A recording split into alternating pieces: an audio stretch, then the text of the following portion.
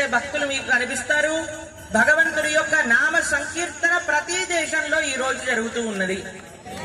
ఎక్కడికి వెళ్ళినా సరే సనాతన భారతీయ సంస్కృతిని అంత వైభవంగా చాటి చెప్పారు శ్రీల ప్రభుపాదుల వారు. 1000 ఆలయాలు ఈ రోజుకి మన పరంపరలో మనం చూస్తున్నాం ప్రపంచ వ్యాప్తంగా.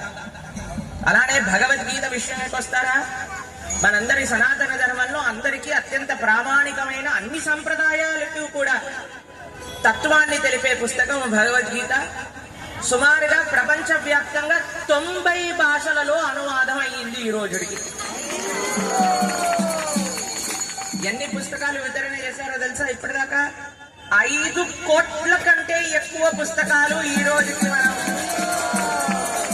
భగవద్గీత మనం డిస్ట్రిబ్యూట్ చేశారు. మన ప్రధానమంత్రి నరేంద్ర మోదీ గారు మీరు చూసారంటే ఎవరు ఏ దేశ ప్రధాని ఈ భారతదేశానికి వచ్చినా వారికి శ్రీల ప్రభుపాదుల వారి యొక్క భగవద్గీత యథాతథాన్నే గిఫ్ట్ గా